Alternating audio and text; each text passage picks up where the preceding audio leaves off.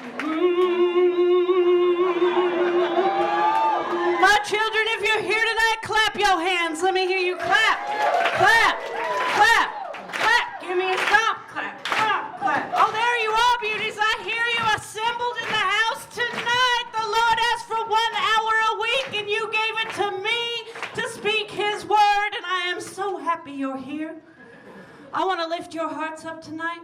I want to reach heights that we have not reached, closer to our Lord than we have ever felt. Let Him in. Open your hearts, for tonight the Spirit is flowing. We gather here because we need each other. We gather here because we are afraid. But I want to talk about how we need each other. And I want to talk about what we are afraid of.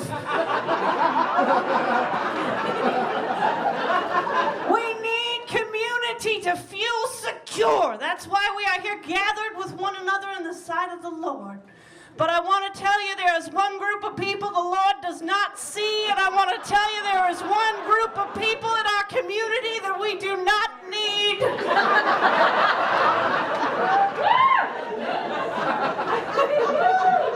Often they say the devil, he is red.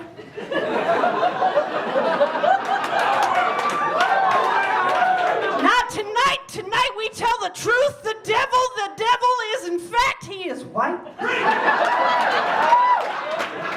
And he comes in many forms.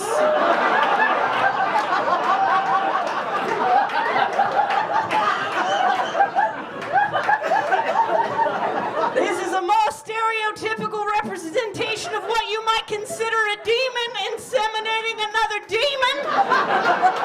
But you all know sometimes when the Lord has given you a sign that things are not what they seem. Am I correct? Yeah. That's right. You've seen it. You've received signs. You didn't know what form they were coming in, but they gave you the truth that you needed to hear. That is what the Lord gives us. And right now, what we see is not, in fact, 2 flies humping while another fly watches. Oh, no.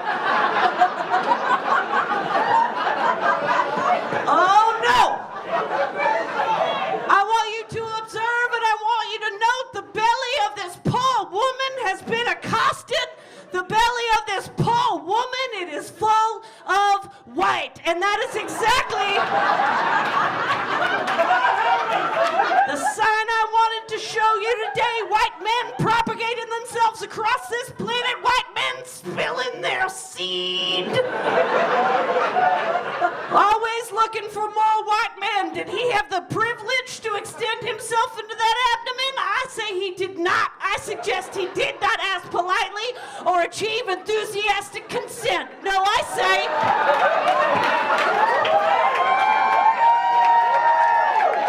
This is just one more example of a woman being fucked over by a white man while someone else watches.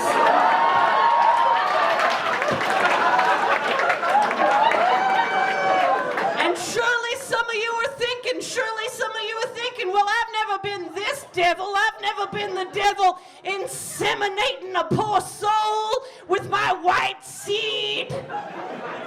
But stop yourselves for just a moment and answer to me this question. How many times have you been the one watching? How many times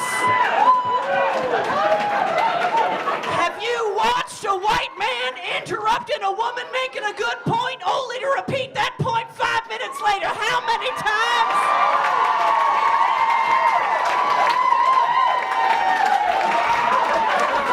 Have you watched your white friend driving, speeding past a cop just to get a thumbs up? How many times? Have you gotten in somewhere free just because you were with your white male friend and he was a frat brother with that dude who works the door? How many times have you been this devil? Because I ask you, who is guilty? And I say both are equally. Do not associate yourselves with those who will bring you down in the eyes of the Lord, and that is exactly what white men are going to try to do.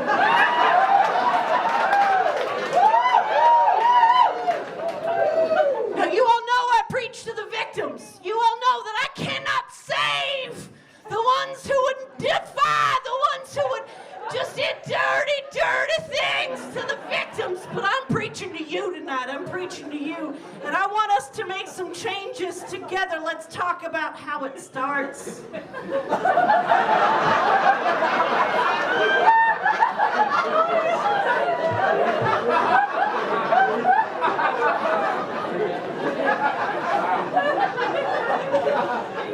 I want you to see something behind me. I want you to take a close look, and I want you to observe.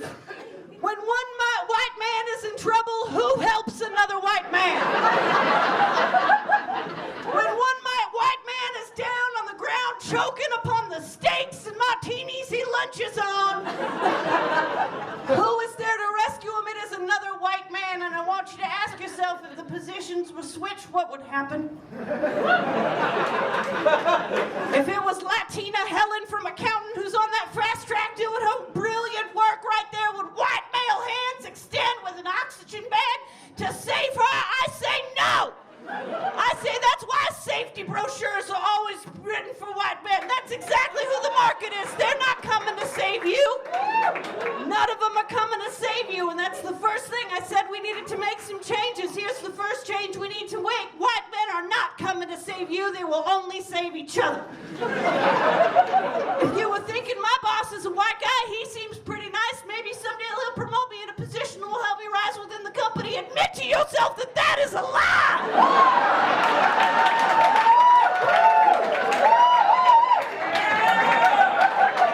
Mediocre Brad is getting that promotion, and you already know it in your heart.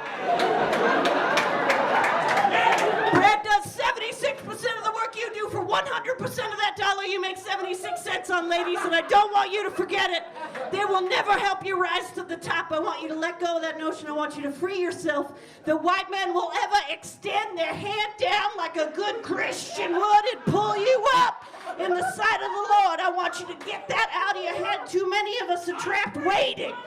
Too many of us are trapped waiting, and I say free yourselves. Let's talk about how.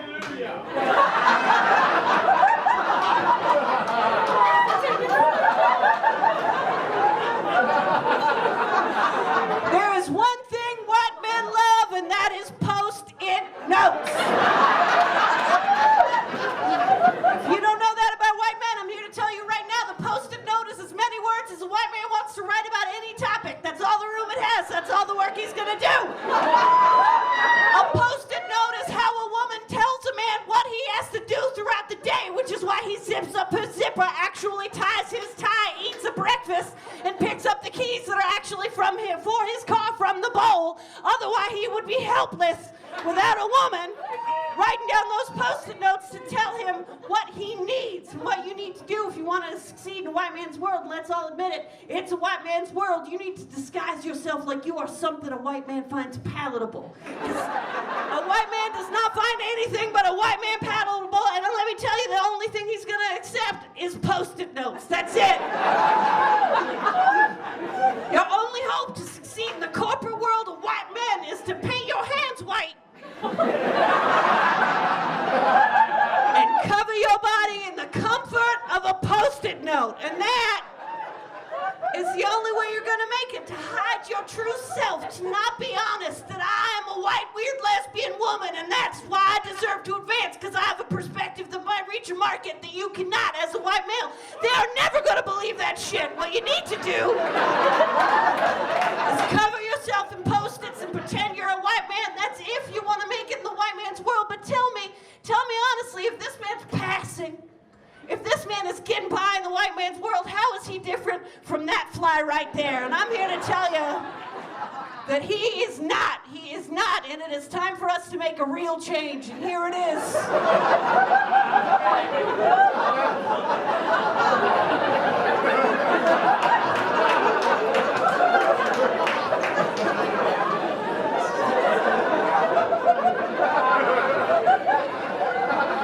It seems to me the white men soar above the rest of us. The white men have been given wings by God that take them up to rise above everyone else in the world. And you know what? I say that is not God's plan, that is not the bird that God intended white man to be. And I think I know the path that got him there, and I think I know how we can change. Now, most white baby boys They were pushed for way too many years in a stroller by their coddling helicopter mothers that are convinced they're allergic of everything. So they've been pushed at terrifying speed through the marina, bumping into regular people.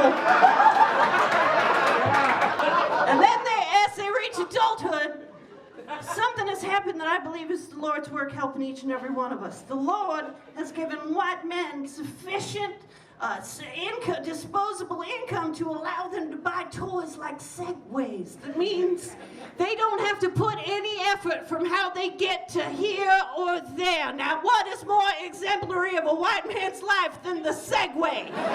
The thing that helps you effortlessly, without any merit of your own physical worth or mental agility, go from one place to another. Well, that segue is the Lord's work. Here is the next step in the Lord's plan, because the white man no longer has to use his mental or physical abilities to reach anything in this life. He is going to lose his flight and become representative of the ostrich that we see right here. Now, he may be fast, and he may have an advantage in that his legs are weirdly long, made that way by God. But we can take away his flight. The coddling that the white man has enjoyed will be his undoing. That is the Lord's plan. And I hate to ask you to wait. I hate to ask you to be patient. I know you are ready to rise up, but the more white men pushing themselves down our crowded sidewalks with Segways, the more white men lose their wings. And I know that is part of the Lord's plan. I want each and every one of you to consider gifting a white man a Segway this Christmas. Maybe we can see some change. Let's reach into our hearts, everybody. This is a graph. I don't know why I bought a graph to church. There's nothing we can possibly chart here represented by any numbers. Let's just bear in mind that this is the minimum wage that women actually experience, and this is the wage that men actually get, no matter how cool you think your tech company is. Now, before I go tonight, I want to thank you once again for joining us in these holy halls and raising your voices up toward the Lord, and not forgetting who the real enemy here on earth is. And you know who it is. It's Brad, it's Wesley, it's Chad, it's Logan, it's all those guys. And I want to give you a message in your heart to take with you tonight. I want to give you a little something to leave with.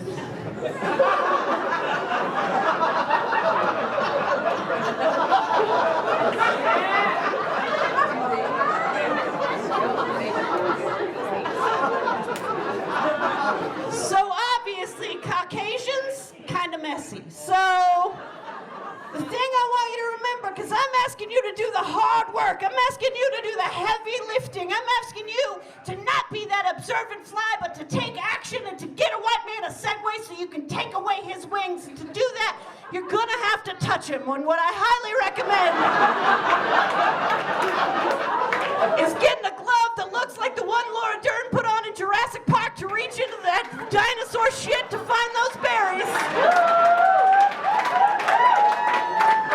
I want you to touch that white man to give him a Segway, and then I want you to carefully remove it in 3 steps. Now, everybody, pray with me tonight that you will wake up and not be burdened with irresponsible choices about prenatal leave. Pray that white cops will no longer exist and every cop will be a beautiful mix of humankind. Pray that perhaps our next president won't be an orange-haired pumpkin with a weird tit on his face.